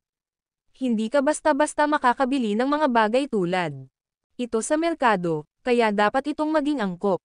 Family heirloom nila yan. Handa bang isuko ito ni Uncle? Masayang tanong ni Jasper. Bakit hindi siya papayag? Pinandilatan siya ni Charlie habang sinabing, nag-iisa kang tumulong sa karera ng kanyang anak. Ito ay ilang ginseng ng bundok lamang, at hindi tulad ng hindi namin ito babayaran. Ano ang dapat maging ayaw? Ako na ang bahala dito. Hindi mo kailangang mag-alala. Tay, sino ang nagturo sa akin na huwag umasa ng anumang kapalit kapag gumagawa tayo ng mabuti noong bata pa ako? Tanong ni Jasper habang nakakross ang isang paa sa kabila. Nagdilim ang ekspresyon sa mukha ni Charlie nang itinaas niya ang kanyang boses at sinabing, paano iyon pareho? Magkikita kami ng future in-law mo. Kailangan nating umangkop sa mga ganitong bagay. Time is of the essence, and we can't consider that now. Ang video na ito ay edited by Herban Storytelling. Kabanata 552. Habang nag-uusap sina Jasper at Charlie, sa kanluran ng Tefa City sa Walmart. Nagkwentuhan at nagtatawanan sina Wendy at Sally habang pumipili ng mga gamit habang si Julian naman ay nakatayo malapit sa kanila at nakatitig sa lahat ng lumalapit sa kanila. Sa ikalawang pagkakataon na nagawa niyang takutin ang isang maliit na batang babae na lumuha, lumingon si Wendy at walang magawang sinabi kay Julian, Julian, hindi ba maaaring magkaroon ka ng mas mabait na ekspresyon sa iyong mukha? Tingnan mo kung gaano kate-cut ang batang babae na iyon. Inosenteng sabi ni Julian, hindi ko sinasadyang takutin siya. Tinignan ko lang siya ulit kasi parang ang cute niya. Wala kang ideya kung gaano ka nakakatakot kapag tumingin ka sa mga tao, sabi ni Sally habang tumatawa. Dumampot siya ng foam pillow, na nagsimula pa lamang magkaroon ng kasikatan sa isang maliit na bahagi ng bansa nitong mga nakaraang taon. Wendy, sa tingin mo ba may silbi itong mga unan? Ang tatay ni Jasper ay may ilang mga problema sa leeg, at ang mga normal na unan ay hindi nagpapahintulot sa kanya na makatulog ng mahimbing. Narinig ko na ang mga unan na ito ay lubos na kapaki-pakinabang sa pagpapahintulot ng mahimbing na pagtulog. Nagtatakang tanong ni Wendy, may problema sa leeg si Charlie. Na-check out na ba siya sa ospital? Napangiti si Sally habang sinasabi, hindi na kailangang ipasuri. Ilang taon na niyang problema iyon dahil sa kanyang trabaho. Noon, kailangan naming magtanim ng ilang ektarya ng palay sa loob ng isang araw, at buong oras kaming nakakuba sa pagtatrabaho sa bukid. Hindi katakataka na mayroon tayong mga problema sa ating leeg at likod. Hindi ito magagamot. Kinuha ni Wendy ang pinakamagandang foam pillow at inilagay sa cart. Bilhin na lang natin pansamantala. Mayroon akong isang kaibigan sa ibang bansa, at maaari ko siyang ipadala sa akin ang isa na ginawa doon. Hindi mo na kailangang magproblema, nagmamadaling sabi ni Sally. Ngumiti si Wendy at sinabing, maliit na bagay lang. Hindi na kailangang maging masyadong formal sa akin. Habang nakatingin si Sally sa mga racks ng mga paninda sa supermarket, natural na nagtanong siya, may kailangan ka ba sa bahay? Bumili tayo ng may uuwi mo. Nakangiting sabi ni Wendy, no need, Sally. Nasa akin ang lahat, hindi ko na kailangan ng iba. Hindi sumang-ayon si Sally sa sinabi niya, nabalitaan ko mula kay Jasper na pumanaw ang nanay mo noong bata ka pa, at mag-isa kang pinalaki ng tatay mo. Siya ay isang lalaki, at ikaw ay isang batang babae na hindi nakagawa ng anumang gawaing bahay sa kanyang buhay. Walang paraan na malalaman ninyong dalawa kung may kulang sa mga aparador. May bibilhin ako para sa inyong dalawa. Parehong malapit na ang Pasko at Bagong Taon. Dapat mong kunin ang pagkakataong ito para palitan ang ilang bagay. Nagulat at naantig, hinawakan ni Wendy ang kamay ni Sally habang sinabi niyang, salamat. Matapos ang maraming taon, nasanay na si Wendy sa buhay nang hindi siya inaalagaan ng kanyang ina. Gayunpaman, naramdaman na niya ngayon ang pagmamahal at pangangalagang hindi maibigay ng kanyang ama mula kay Sally. Iyon ang uri ng kahinahunan na taglay lamang ng isang ina. Ang ganitong uri ng lamang sa pinakamaliit na detalye ay ang pinaka-nakaaantig kay Wendy, na nawala ang pagmamahal ng kanyang ina mahigit 10 taon na ang nakararaan. Marahang tinapik ni Sally ang palad ni Wendy habang mahinang sinabi, mula ngayon, ako na ang magiging nanay mo. Hindi na natin kailangang maging magalang ulit. Sige, tumanggaw si Wendy at masayang ngumiti habang sinasagot. Nang itulak ng dalawa ang kanilang trolley sa checkout counter at pumila, napagtanto ni Wendy na may lalaking nasa kabilang linya na nakatingin sa kanya. Ikaw ba, Wendy Schuler? Ikaw ba talaga? Hindi ako naglakas loob na mag-hi. Excited na sabi ng binata at gwapong lalaki kay Wendy. Ang video na ito ay edited by Urban Storytelling. Kabanata 553. Taliwas sa gulat at excitement sa mukha ng lalaki, kalituhan lang ang nakasulat sa kanya ni Wendy. Parang pamilyar sa kanya ang lalaki, ngunit nakalimutan niya kung sino ito. Nang makita ng lalaki na wala nang sasabihin pa si Wendy, itinuro niya ang kanyang sarili at sinabing, "Ako ito, Jeremy Morris. Ilang buwan akong nakatatanda sa iyo noong una kang nagsimulang magtrabaho sa commercial bank. Itinuro ko sa iyo ang karamihan sa mga lubad." Hindi man lang naisip ni Jeremy na makikilala niya muli ang babaeng matagal niyang pinagnanasaan araw at gabi. Naging maayos ang kanyang karera kamakailan, na nakakuha ng isang malaking proyekto sa probinsya. Ngayong muli niyang nakasama ang dalaga ng kanyang pangarap, nagniningning ang mga mata ni Jeremy habang ipinagmamalaki niya ang kanyang tagumpay sa kanyang karera at relasyon. Bulalas ni Wendy, "Oh, ikaw pala Jeremy. Fancy meeting you here. Napakaliit ng mundo." Tumawa si Jeremy at binigay ang pwesto sa pila. Habang naglalakad siya papunta kay Wendy, sinabi niya, "Wendy, napakaraming kasamahan mo ang nalungkot nang mag-resign ka. Nag-resign din ako 1 linggo pagkatapos mong umalis." Magalang na sabi ni Wendy, "You're a highly competent man, Jeremy. Sigurado akong magiging maganda ka saan ka man magpunta." Humalaklak si Jeremy at tuwang-tuwang sinabi, "Hindi naman masyado, pero ayos lang ang ginagawa ko. Ang aking pamilya ay nasa engineering, at kami ay nakakuha ng malaking deal sa probinsya sa pamamagitan ng ilang mga koneksyon at mga kontak. Ako ang kasalukuyang namamahala sa proyektong iyon. Wendy, hindi ako sigurado kung narinig mo na o hindi, pero ito ay ang proyekto ng South Face River sa probinsya. Ang kumpanya kung saan ako nagtatrabaho bilang isang pangkalahatang tagapamahala ay namamahala sa pagtatayo ng isang pedestrian greenway. Ito ay isang pamumuhunan na nangangailangan ng 10 milyong dolyar. Makakakuha tayo ng kaunting pera mula dito." Nang mabalitaan ni Wendy na isa si Jeremy sa maraming kontratista na kasangkot sa proyekto ng South Face River, tumaas ang pagkagusto niya kay Jeremy. Kung tutuusin, siya ay nagtatrabaho para sa kanyang lalaki. "Narinig ko na ang pananaw sa proyekto ng South Face River ay medyo maganda," sabi ni Sally habang siya ay nakangiti. Nagkunwaring ngumiti si Jeremy, ngunit pagkatapos ay sinabi niya ng walang takip na tuwa, "Oo, alam mo ba na ang pinakamalaking proyekto sa probinsya ay kasalukuyang proyekto ng South Face River? Ang sinumang masangkot kahit kaunti sa proyekto ay garantisadong kikitain. Napakaraming tao ang nakikipaglaban para sa pagkakataong maitayo ang pedestrian greenway na iyon. Sa kabutihang palad, ang aking pamilya ay may ilang mga koneksyon sa isa sa mga tagapamahala sa ahensya ng real estate. Ito ay kung paano namin nagawang makuha ang deal na iyon."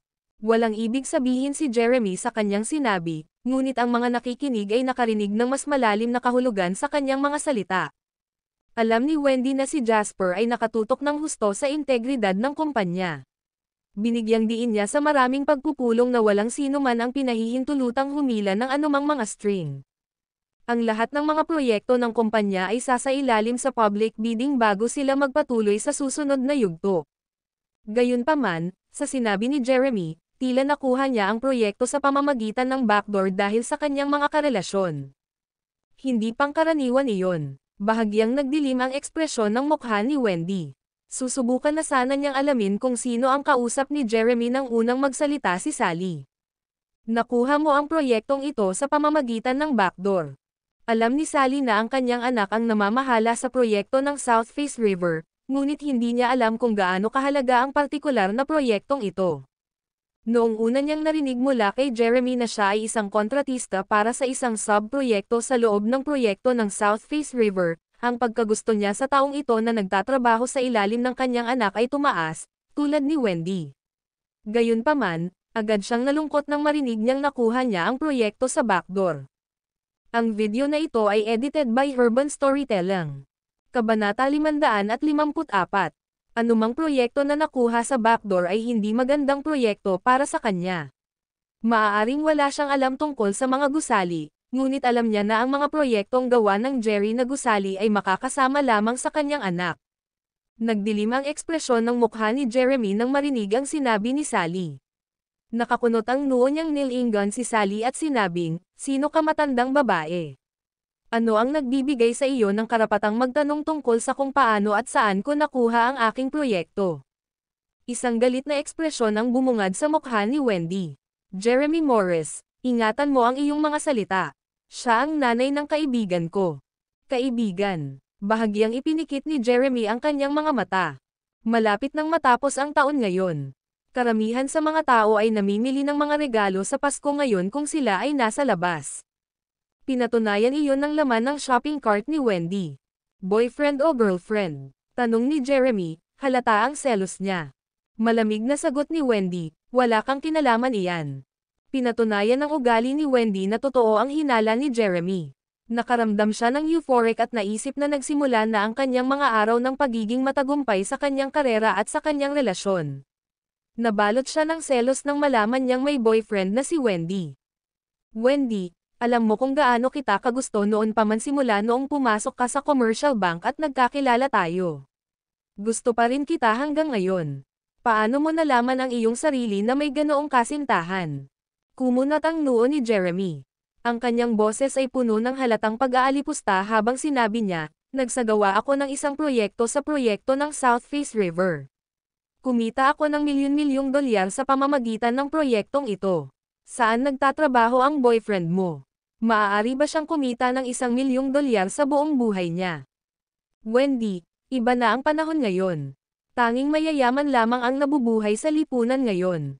Napakaganda mo. Bakit kailangan mong hanapin ang iyong sarili na isang random na lalaki at magdurusa sa natitirang bahagi ng iyong buhay kasama siya? Bakit hindi ka sumama sa akin? Ang pagwawalang bahala sa ibang mga bagay, at least masisiyahan ka sa isang buhay na higit sa iba." Laking gulat ni Wendy sa kawalanjian ni Jeremy. Siya scoffed at sinabi, "A cut above others. Paano ito mas mataas kaysa sa iba? Ganoon ba kahalaga sa iyo ang pera?" "Siyempre, mahalaga ang pera." Kinagat ni Jeremy ang kanyang mga labi at same time na sinabi, "Hindi mo pa nakikilala ang malupit na katotohanan ng mga kasamaan ng mundo. Mas matanda ako sa iyo ng 2 taon, at mas marami akong nakitang bagay kaysa sa iyo. Kailangan mong magtiwala sa akin. Wala kang iba kung mahirap ka, at hari ka ng mundo kung mayaman ka. Lalo na sa isang magandang babae na katulad mo. Kung hindi ka magkakaroon ng mayaman na boyfriend na tulad ko, sino pa kaya ang makakapareha mo?" Pagkatapos, tinuro ni Jeremy si Sally at ngumisi habang sinasabi, "Tingnan mo ang mama ng boyfriend mo. Tingnan mo kung paano siya kumilos at manamit. Wala siyang pinagkaiba sa mga asawang magsasaka sa bansa. Paanong ang isang pamilyang tulad nito ay magbubunga ng anumang kayamanan?" "Tumahimik ka." Nagngangalit si Wendy nang pigilan niya si Jeremy at sinabing, "Huwag mong isipin na kaya mong ipahiya ang sino mang gusto mo dahil lang sa nakapuntos ka ng ilang panalo. Sa tingin mo ba ay napakalaking bagay mo dahil lang sa may pera ka sa iyong bank account? Wala akong pakialam dito."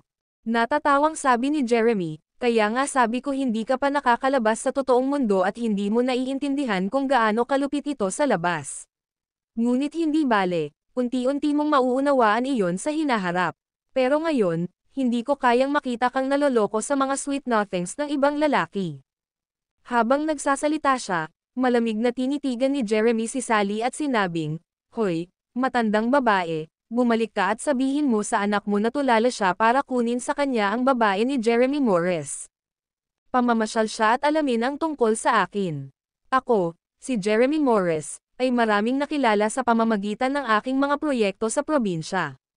Mapapawi ko ang iyong buong pamilya sa pamamagitan lamang ng pagtawag sa ilan sa aking mga kontak. Mas mabuting mag-F*** ka habang kaya mo pa." "Ikaw." Nanginginig si Sally sa galit. Bagamat ipinanganak siya sa isang bukid at gumugol ng higit sa kalahati ng kanyang buhay sa isang kubo, wala siyang karaniwang katalinuhan ng isang babaeng bukid. Sa kabaligtaran, bihira siyang makipag-away sa sinuman. Si Sally ay nabubuhay ng halos 50 taon, ngunit hindi siya kailanman napahiya sa ganitong paraan. Sa sobrang galit niya ay muntik na siyang mawalan ng malay at hindi man lang makabuo ng pangungusap. Ang video na ito ay edited by Urban Storytelling. Kabanata 555. Ano naman sa akin? Ngumisi si Jeremy at maluwag na sinabi kay Sally, mag-iingat ka, matandang hag. Huwag mo akong galitin. Malapit na magpasko. Ituturing kong malas ang sarili ko kahit na hindi mo iniisip na makakapagpapahina ito sa iyong espiritu. O gusto mong sayangin ang pera ko? Ayos din yan. Kung mapapag-alitan mo ang anak mo, mabibigyan ko siya ng 10,000 kung maganda ang mood ko. Mas mabuti pa iyon kaysa sa pagtatrabaho niya sa kanyang mga medyas at kumita ng napakaliit, tama ba? Nagngangalit si Wendy sa galit habang pinagmamasdan ang tuwang-tuwa sa mukha ni Jeremy. Julian. Tawag ni Wendy. Agad na sumulpat si Julian na matagal nang hindi nakatiis. Tinitigan niya nang hindi kumukurap si Jeremy. Si Jeremy, na naging ligaw sa tuwa, ay naramdaman ang hindi natatakpan na puot mula kay Julian nang siya ay lumitaw. Kumunat ang noo ni Jeremy. Saan nanggaling ang lokong ito? F*** off, hindi mo ba nakikitang nagsasalita ako? Katatapos lang magsalita ni Jeremy nang binuhat siya ni Julian sa kwelyo. Nakataas siya ng ilang talampakan mula sa lupa. Ang kanyang nakakagulat na lakas ay naging sanhi ng lahat na nanonood ay napasigaw sa gulat. Papatahimikin kita ng tuluyan kung magsasalita ka pa. Naniniwala ka ba sa akin? Sapat na ang isang pangungusap na iyon para tumahimik si Jeremy. Napatunayan na ni Julian na may lakas siya para gawin ang sinabi niyang gagawin niya. Pinatunayan ng titig nito kay Jeremy na ang lalaking ito, na lumitaw nang wala sa oras, ay may lakas din ng loob na gawin iyon. Julian, ayaw ko na siyang makita, nakakunot ang noo ni Wendy habang nagsasalita. Maaaring may matinding pagkamuhi si Wendy kay Jeremy, ngunit hindi niya nagawang gumawa ng kahit anong kalabisan si Julian. Total, nasa supermarket sila, at maraming nakatingin sa kanila. Magiging mahirap ang mga bagay kung may nangyaring aksidente. Mukhang naintindihan din iyon ni Julian. Hafang, tinabi niya si Jeremy. Nakahandusay siyang bumagsak sa lupa. Mas mabuti pang mag-F*** ka ngayon, kung hindi ko hahayaang mahiga ka ng comfortable sa susunod, malamig na sabi ni Julian. Si Jeremy ay nagmamadaling tumayo at inayos ang kanyang kwelyo. Napangiwi siya sa sakit dahil sa pagkahulog. Sige, wait and see na lang. Tinitigan ng masama ni Jeremy sina Wendy at Julian bago ito tumalikod at umalis. Sally, okay ka lang? Hinawakan ni Wendy ang kamay ni Sally habang nagtatanong. Nag-wave ng kamay si Sally at bumantong hininga. Maaari talagang makilala ng isang tao ang lahat ng uri ng mga tao sa mga araw na ito. Okay lang ako, huwag kang mag-alala. Sa sobrang galit ko hindi ako makahinga kanina. Mas gamaan ang pakiramdam ko ngayon na hindi na ako galit. Huwag kang mag-alala Sally, ang mga katulad niya ay hindi mananatiling masaya ng matagal, sabi ni Wendy. Ms. Schuler, Mrs. Lane, nakontak ko na si Jasper. Dapat nandito na siya, sabi ni Julian habang naglalakad. Nagulat na sabi ni Wendy, kailan nangyari iyon? Ano ang tawag mo sa kanya? Ito ay wala. Napakamot ng ulo si Julian at sinabing, nag-message ako kay Jasper nang makita kong nagsasalita siya ng bastos kay Mrs. Lane. May nagawa ba akong mali? Umiling si Wendy. Wala kang ginawang masama. Ginagampanan mo lang ang iyong mga responsibilidad, at nag-aalala ka sa amin. Iniisip ko lang na baka maging big deal tayo sa wala. Walang muwang na tumawa si Julian ngunit hindi na nagsalita pa. Alinmang paraan, ipapaalam pa rin niya kaagad kay Jasper kung may nangyaring katulad sa hinaharap. Habang nagmumumok si Jeremy at lumabas ng supermarket, naisip niya ang pangyayari at hindi niya kinaya ang nangyari sa kanya.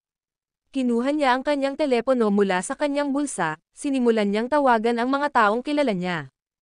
Isinasaalang-alang ang nakakatakot na kakayahan ni Julian, si Jeremy ay gumawa ng ilang karagdagang tawag sa telepono. Nang matapos niya ang kanyang mga tawag, naglalakad na sina Wendy at Sally palabas ng supermarket.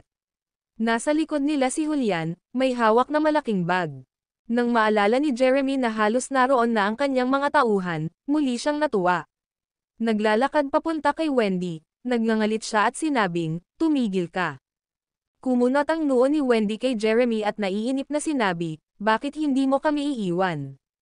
Si Jeremy ay nagbigay ng isang baluktot ng ngiti at sinabing, akala mo ba mabubugbog mo ako at matatapos sa akin?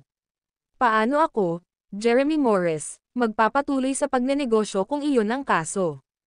Magsasalita pa lang sana si Julian nang lumiwanag ang headlight ng sasakyan sa direksyon nila.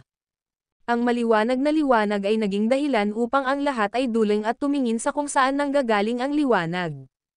Pinanood ni Jeremy ang isang sasakyan na papunta sa kanya at huminto sa mismong harapan niya. Ang video na ito ay edited by Urban Storytelling. Kabanata 556. Huminto ito wala pang 1 pulgada ang layo sa kanyang mga paa. Laking gulat ni Jeremy kaya napaatras siya ng ilang hakbang bago siya umungol. Hindi mo ba nakikita na may tao dito? Sinusubukan mo bang patayin ako? Pagkatapos, nakita niya ang gawa ng sasakyan. Ito ay isang Bentley. Tanging ang pinakamayaman sa mga mayayaman ang maaaring magmaneho ng gayong mga mararangyang sasakyan na nagkakahalaga ng ilang milyong summer dollars. Agad na kinuha ng kaduwagan si Jeremy habang siya ay gumawa ng ilang likas na hakbang paatras. Nang makita ng lahat na kasama ni Wendy ang Bentley, isang ngiti ang lumitaw sa kanilang mga mukha. Alam nilang dumating na si Jasper. Nang huminto ang Bentley, bumaba si Jasper sa kotse at dirdiretsong naglakad patungo kay Jeremy na may walang pakialam na ekspresyon. Nilinggan niya si Julian at tinanong, "Julian, siya ba ang nang-insulto sa nanay ko at kay Wendy?" Tumanggaw si Julian. Halata sa mukha ni Jeremy ang pagtataka at magsasalita pa sana siya nang masampal siya. Umalangaw-ngaw ang kalmadong boses ni Jasper matapos niya itong sampilan. "So, ininsulto mo ang nanay ko?" Sampal. Ang pangalawang sampal. "Gusto mo bang ilayo sa akin ang babae ko?" Sampal. Pangatlong sampal. "Sabi mo bibigyan mo ako ng 10,000 kung ako ay nanligaw." Sampal. Pang-apat na sampal. "Sa palagay mo ay hindi ka na magagapi pagkatapos mong makuha ang isang sub-proyekto sa proyekto ng South Face River sa pamamagitan ng backdoor." Apat na magkasunod na sampal ay sapat na para masampal si Jeremy ng nakakaloko. Sa kanyang pag-atres, sinubukan niyang gamitin ang kanyang kamay para protektahan ang sarili, ngunit hindi niya napigilan si Jasper na sampilan siya ng paulit-ulit. Bumagay na parang baboy ang mukha ni Jeremy matapos masampal ng 4 na magkasunod na beses. Wala na siyang pakialam kung nakalabas na si Jasper sa isang Bentley. "What the F***, how dare you slap me? Alam mo ba kung sino ako?" Napaungol si Jeremy habang tumutulo ang dugo sa kanyang bibig. Duguan ang kanyang mga mata, at tila handa na niyang kainin si Jasper ng buhay. "Sampilan kita. Larong pambata yan." Malamig na tumawa si Jasper at kinuha ang phone niya. Nag-dial siya ng numero. Sinagot ang tawag pagkatapos ng 1 segundo. "Mr. Lane, gabi na. Anong gagawin mo?" Naisip ni Sean na kailangan siya ni Jasper na gumawa ng isang bagay nang makatanggap ng ganoong bigla ang tawag. Gayunpaman, wala siyang oras para tapusin ang pagsasalita bago sumigaw si Jasper, "Sean Tucker, masyado ka bang natutuwa sa pagiging vice-presidente? Gusto mo bang igalaw ng kaunti ang iyong puwet? Kung ganoon, pwede mo akong bantayan sa construction site bukas." Laking gulat ni Sean, na nakabalik na sa probinsya. Agad siyang umupo ng tuwid sa kanyang kama at mapagkumbaba na sinabi, "Mr. Lane, hindi ko maintindihan ang ibig mong sabihin. Ang proyekto para sa pedestrian greenway. Sino ang namamahala nito? Paano naging tagapamahala ang mga taong iyon?" Tanong ni Jasper. Bakas sa mukha ni Sean ang pagkalito. Siya ay isang executive na namamahala sa mas malalaking isyu. Paano niya magagawang bigyang pansin ang maliliit na detalye? Kaya, maaari lamang niyang sabihin ng may kaba, "Well, kailangan kong magtanong." Hindi na kailangan yan. Wala akong pakialam kung sino ang namamahala. Tinatapos namin ang aming kontrata. Bukod pa rito, kung sino man ang namamahala sa pagsil ng deal ay kailangang tanggalin bukas. Mula bukas, ang pinakamahalaga mong gawain ay ang magsagawa ng isang pagsisiyasat sa buong opisina upang makita kung may tumanggap ng suhol o nagtago ng mga benepisyo ng kontrata para sa kanilang sarili. Habang nagsasalita siya ay napapikit si Jasper at tumingin kay Jeremy na nawalan na ng kulay sa mukha. "Aniya, wala akong pakialam kung sino iyon. Kung matuklasan sila, itapon sila sa kulungan gamit ang ebidensya. Ipapakulong din kita kung maglakas loob kang umalis sa linya." Ang video na ito ay edited by Urban Storytelling. Kabanata 557. Sapat na ang isang tawag sa telepono na iyon para ibagsak si Jeremy sa isang bangin. Hindi niya maisip kung paanong ang isang taong lumitaw ng wala saan ay maaaring mapunit ang proyektong nakuha niya para sa kanyang sarili. Ang ganoong tao ay maaaring isang baliw na talagang mahusay sa pag-arte, o sila ay talagang legit. Napatingin si Jeremy sa Bentley na nakaparada sa likod ni Jasper at napalunok. Nakaramdam siya ng panginginig sa buong katawan niya. Kakayanin kaya ng isang baliw na magmaneho ng Bentley. At saka, base sa nangyari kanina, malinaw na ang lalaking ito ang kasalukuyang nobyo ni Wendy at anak ng babaeng magsasaka na tinawanan lang niya. Hindi ka pani-paniwalang desidido si Jeremy nang malaman niyang nasa matinding problema siya. Agad siyang lumuhad kay Jasper at sinabing, "I'm sorry, I failed to recognize your talent, minamaliit kita dahil sa sarili kong baluktot na pananaw. Masyadong malaki ang bibig ko para sa sarili kong gana. Pero ang project na iyon ang lifeline ng aming pamilya. Wala sa amin ang dumaan sa anumang backdoors, lahat ay ginawa ng maayos sa pamamagitan ng bidding. Patawarin mo ako sa pagkakataong ito." Desperadong wika ni Jeremy, hindi man lang peke ang sinseridad at paghingi ng tawad. Tahimik na pinanood ni Jasper ang performance ni Jeremy at hinintay itong matapos bago niya sinabing, "Very well. Sisiyasatin ko kung nakuha mo ang proyektong ito ng legal sa pamamagitan ng isang bid o hindi. Kung nakuha mo nga ang proyektong ito sa pamamagitan ng isang bid, wala akong gagawin laban sa iyo. Gayunpaman, kung may kinalaman ang panunuhol, hindi lamang ang taong tumanggap ng suhol ay mahaharap sa kulungan, ngunit makakaranas ka rin ng mga kahihinatnan bilang ang taong nagpasimula ng suhol." Nagbago ang ekspresyon ng mukha ni Jeremy nang marinig ang sinabi ni Jasper. "Sino ka ba?" Natatarantang tanong ni Jeremy habang nakataas ang ulo para titigan si Jasper. "Wala ka pang karapatang malaman kung sino ako."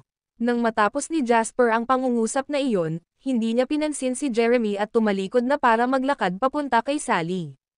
Tinanong niya, "Mom, are you okay?" Umiling si Sally at sinabing, "Okay lang ako." Hinawakan ni Jasper ang kamay ni Wendy at inalalayan si Sally pabalik sa sasakyan.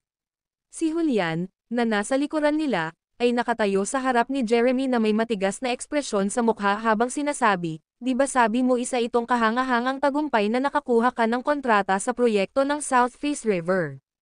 Siya ang namamahala sa proyekto ng South Face River. Hindi na muling tiningnan ni Julian ang walang kulay na mukha ni Jeremy bago siya tumalikod at umalis. Hindi makatayo si Jeremy kahit na nakaalis na ang Bentley. Bakas ang pagtatampo sa mukha niya nang maisip niya kung paano guguho ang mundo niya sa paligid niya. Maya-maya, huminto ang dalawang van sa harap ni Jeremy at ilang lalaki ang tumalon mula sa kanila. Tumakbo ang pinuno kay Jeremy at laking gulat niya nang makita ang estadong kinaroroonan ni Jeremy. "Mr. Morris, anong nangyari sa'yo? Nasaan na yung taong nanakit sa'yo?" "Don't worry, isinama ko na lahat ng lalaki ko. Sisiguraduhin kong nasa panig mo ang hustisya." Wala sa mood si Jeremy na magpaliwanag ng kahit ano sa mga thug na ito at napaungol na lang, "She asterisk T, I'm done for. Tapos na ang buong pamilya ko. Ano ang dapat kong gawin?" Nataranta ang lalaking pinuno ng mga tulisan, ngunit halos mahulaan niya ang nangyari sa sinabi ni Jeremy. Hindi kaya maling tao ang nagalit ni Jeremy ngayon. Agad itong naging sanhi ng pagiging alerto ng lalaki. Ang paraan ng pagtingin niya kay Jeremy ay agad na naging hindi pala kaibigan habang nagtatanong siya, "Young Master Morris, dapat ba tayong umalis ngayong umalis na rin sila? Narito, ang aking mga tauhan ay iniwan ang lahat ng kanilang ginagawa upang pumunta dito. Sa tingin mo ba makakakuha tayo ng kabayaran?" Kinikilig si Jeremy at parang bumalik sa katinoan habang nakatitig sa lalaki. Tumanggo siya, "Anong kabayaran? I let you eat and drink all you asking want but you're asking me for payment now kahit wala ka namang ginawa nung problemado ako. Sa tingin mo ba lumalaki ang pera ko sa mga puno? Sick kayong lahat na freeloaders. Magiging ganito ba ako sa gulo ngayon kung hindi mo ako iniikutan at kinakaladkad sa gulo? Sick off. Sick off kayong lahat." Lalong naging pangit ang ekspresyon ng mukha ng lalaki habang pinagdadasal ito sa harap ng kanyang mga tauhan. Pinandilatan niya si Jeremy habang sinasabi, "Morris, I'm showing you respect by calling you Mr. Morris today. Kung wala akong ganang gawin, maniniwala ka ba sa akin kung sasabihin kong puputulan kita hanggang mamatay? Kailangan mong magbayad para sa paglalakbay namin ngayon dito sa gusto mo o hindi. Or else, huwag mo akong sisihin kung bakit hindi ako magalang. Napatitig si Jeremy sa lalaking nasa harapan niya at sa mga tauhan niya na matakon na nakatingin sa kanya. Pakiramdam niya ay umitim ang kanyang paningin. Kuwit. Hindi gaanong mahalaga kay Jasper ang isyu ni Jeremy. Gayunpaman, ito ang nagtulak sa kanya na maramdaman na may malaking nakatagong problema sa ahensya ng real estate.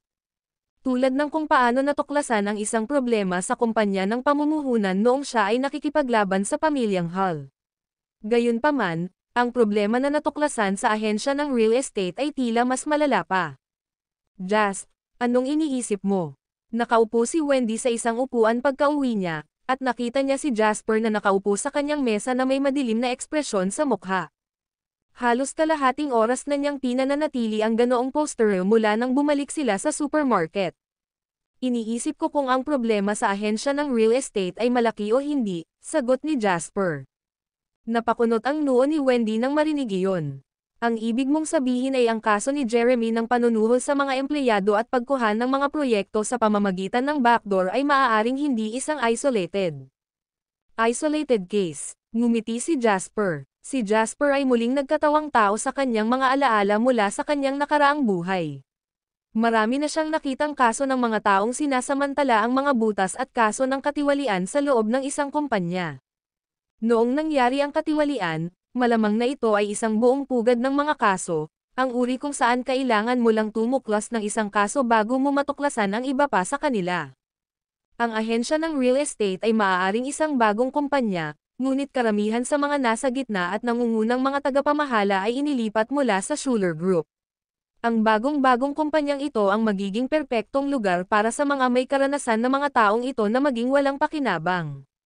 Mahinahong sinabi ni Jasper, kung tutuusin, mahigit 10 taon ng pinamamahalaan ng tatay mo ang Schuler Group. Magkakaroon ng mas kaunting butas doon. Pero iba ang real estate agency. Ang isang bagong negosyo ay nangangailangan ng isang bagong hanay ng mga panuntunan. Ang mga tuso ay madaling makakita ng mga butas na nakikinabang sa kanila. Kumunat ang noo ni Wendy habang galit na sinabi, inilipat lang ng tatay ko ang mga pinagkakatiwalaan niya sa real estate agency. Sila. Mahinahong sagot ni Jasper, kunin ang mga nakatataas na tulad ni Sean Tucker, halimbawa. Hindi siya makikisali sa mga ganitong bagay para sa napakaliit na benepisyo, ngunit paano naman ang mga nasa gitnang antas ng pamamahala? Kailangan mong maunawaan na ang mid-level na pamamahala ay ang tunay na bumubuo sa pundasyon ng isang kumpanya. Kung may nangyaring mali doon, mas mahirap harapin kaysa sa isa o dalawang mas mataas na tao ang nagkaproblema. So anong balak mong gawin? Tanong ni Wendy. Hindi tayo maaaring maging malambot sa pagharap sa katiwalian sa loob ng kumpanya. Hindi pinapayagan ang kompromiso o pag-aalinlangan. Kailangan nating harapin ang mga bagay sa paraan ng pagpapakita nila ng kanilang sarili. Minasahe ni Jasper ang kanyang mga templo habang nakangiti kay Wendy at sinabing, pero bukas ang huling araw ng trabaho. Ang lahat ay nasa winter break simula bukas. Pag-usapan natin ito pagkatapos ng bagong taon. Ang video na ito ay edited by Urban Storytelling. Kabanata 558. Malapit na ang katapusan ng taon. Ang pamilya ni Jasper ay may 3 mahahalagang pagkain na palagi nilang kainin sa oras na ito ng taon. Ang una ay noong ika-24, hapunan sa bisperas ng Pasko. Isa pa ay noong ika-25, tanghalian ng Pasko. Ang huli ay noong ika-26, Boxing Day na almusal. Ang timog ay may halos parehong mga tradisyon, ngunit sila ay kumakain sa iba't ibang oras ng araw. Ilang araw na lang ang natitira bago ang Pasko. Kinailangan pang bumalik ni Wendy sa probinsya para samahan si Dawson. Kung tutuusin, kahit wala siyang sinabi tungkol sa pagiging mag-isa sa probinsya, alam ng lahat na umaasa siyang sasamahan siya ng kanyang anak sa espesyal na araw na ito. Sinimulan ni Jasper ang paghahanda ng hapunan sa bisperas ng Pasko ngayong taon pagkatapos niyang magpaalam kay Wendy. Bagaman hindi kalakihan ang pamilya Lane, dahil sila ay mula sa nayon, may mga kamag-anak na lumipat sa paligid at lahat sila ay nanatiling malapit sa isa't isa. Higit pa rito, Dahil alam nilang naging malaki siya ngayong taon, iminungkahi ng karamihan ng mga kamag-anak ni Jasper na magkaroon ng hapunan sa bisperas ng Pasko ngayong taon sa Tefa City para sa maraming dahilan. Hindi pinabayaan ni Sally at Charlie ang pagkakataong ito na magkaroon ng pagmamayabang sa harap ng kanilang mga kamag-anak. Kaya naman, agad silang pumayag at nagpahayag na babayaran nila ang silid at pagkain ng lahat.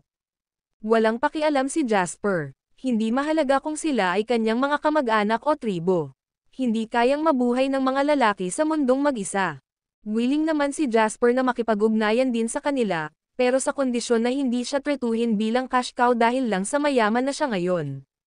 Kung gagawin nila iyon, hindi niya sila papansinin. Sa kanyang nakaraang buhay, nakita niya ang maraming tao na may sama ng loob dahil ang kanilang mga kamag-anak ay hindi nagbabahagi ng kanilang mga kinikita sa kanila matapos itong maging malaki sa mundo.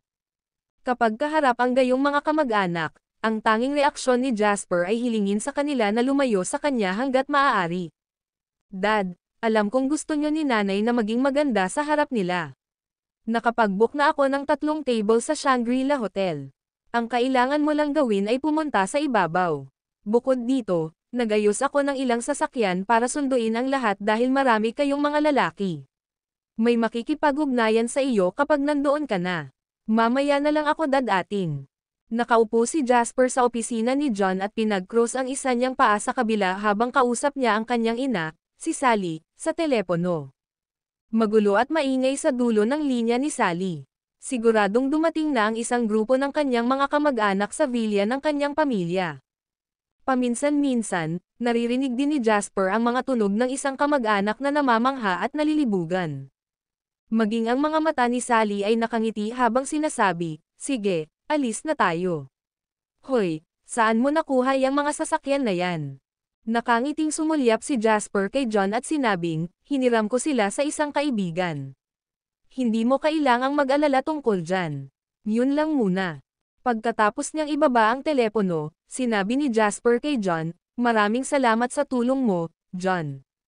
Kung hindi ako makakapag-book ng pribadong kwartong iyon sa Shangri-La Hotel. At salamat sa 6 na BMW na iyon. Pati na rin, hindi ko kailanman makukuha ang mga ito sa aking sarili." Nakangiting sinabi ni John, "I dare not take credit for this. Nilinggan ko si Kay pagkatapos mong sabihin sa akin ito kagabi. Ang lalaking iyon ay isang sosyal na paro-paro at may mga kaibigan kahit saan. Ang kanyang panlipunang bilog ay lumawak mula noong huling nangyari.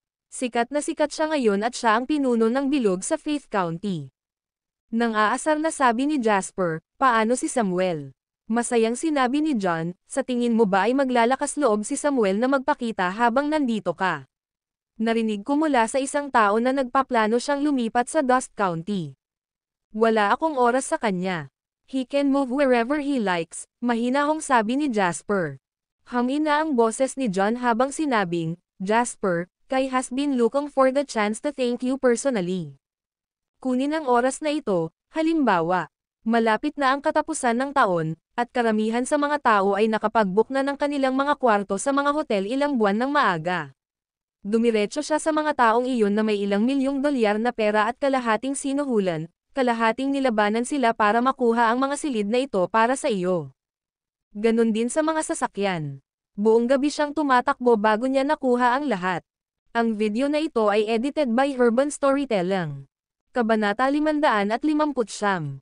Ang lahat ng ito ay hindi gaanong mahalaga, bagaman isa kang abalang tao na walang oras para sa mga bagay na ito. Hindi mahalaga kung kami, ang iyong mga kaibigan, ay tumulong sa iyo na asikasuhin ang mga bagay na tulad nito.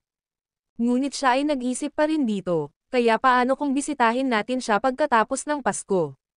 Binigyan ni Jasper si John ng makahulugang tingin at ngumiti habang sinasabi, "John, pinaglalaroan mo rin ako ngayon.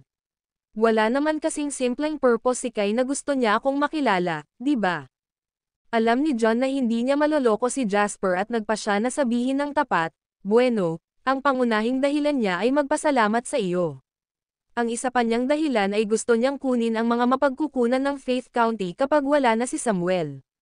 Napaisip sandali si Jasper. Gaano man siya umunlad, ang Faith County at Tefa City ang magiging home base niya sa mahabang panahon.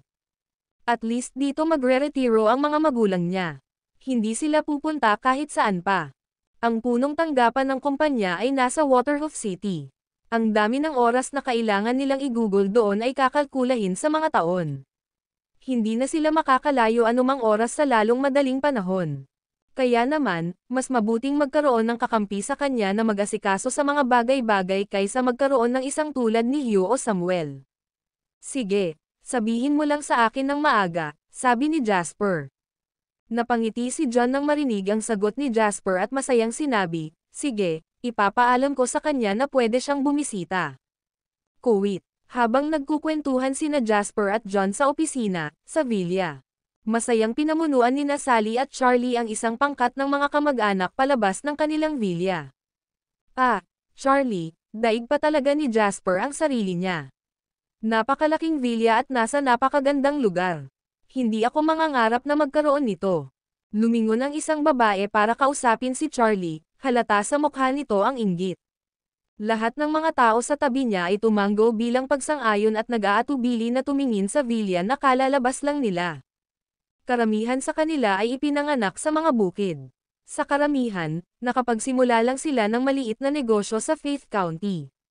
Lahat sila ay karaniwan mong mga pamilya at hindi pa nakapunta sa ganoong karangyang lugar noon. Kaya, natural lang na tila mga daga ng bansa ang kanilang unang pagbisita sa isang bayan. Nakaramdam ng labis na pagmamalaki si Charlie at natutuwa na sa loob. Gayunpaman, inilagay niya ang isang kalmadong ekspresyon habang sinabi niya, hindi gaanong. Buti na lang alam ng anak namin ang ginagawa niya. Siya ay isang malaking gastusin, at hindi ko siya mapahinto kahit anong pilit ko. Kamusta na kaya si Jasper ngayon? Elementary pa lang siguro siya nung huli ko siyang nakita, diba? Lumipas lang ang mga taon. Naaalala ko na sinabi ko na isa siyang matalinong bata na tiyak na magiging malaki ito sa hinaharap. At tingnan mo, tama ako, di ba? Eksakto. Akala ko noon iba rin si Jasper sa ibang bata. Hindi siya gaanong nagsasalita, pero matalino siya at laging alam ang gagawin. Hindi mo sinasabi, naalala ko noong bata pa siya. Nagpalitan ng walang magawa sina Charlie at Sally sa isa't isa habang nakikinig sila sa kanilang mga kamag-anak na nag-uusap tungkol sa kung gaano ka-special, matalino, at likas na matalino ang kanilang anak noong bata pa ito. Ang pakikitungo sa mayayaman at pang-aapi sa mahihirap ay likas ng tao. Noon, hindi pa sikat ang kanilang anak sa mga kamag-anak. Lahat sila ay nagsabi na siya ay walang kaalam-alam at wala sa kanya na gawin itong malaki sa hinaharap. Gayunpaman, lahat sila ay tila nakalimutan na ngayon at pinupuri si Jasper. Ang isang binata na nakatayo sa gilid ng karamihan ay nakagat ang kanyang mga labi. Sumulat ang paghamak sa buong mukha niya. Ano ang isang grupo ng mga ignorante hags sila ay? Anong kakaiba kay Jasper? Pumirma na ng kasunduan ang kapatid ko sa isang CEO at magbubukas siya ng maraming hotpot restaurant sa buong probinsya sa susunod na taon. Magiging CEO din ang kapatid ko nun. Tingnan natin kung nakangiti pa si Jasper pagdating ng panahon. Nadagdagan ang pagkadismaya ni Terence kay Jasper habang iniisip iyon sa sarili. Ang video na ito ay edited by Urban Storytelling. Kabanata 560. Ikaw tanga, ano bang iniisip mo? Ilang beses na akong tumawag sa iyo. Nagulat sa boses na iyon, dali-daling nilinggan ni Terence ang kanyang ama at tinanong, Tatay, ano ang nangyayari? Pinandilatan ng tiyuhin ni Jasper si Terence habang sinasabing, kailan ka ba tatanda?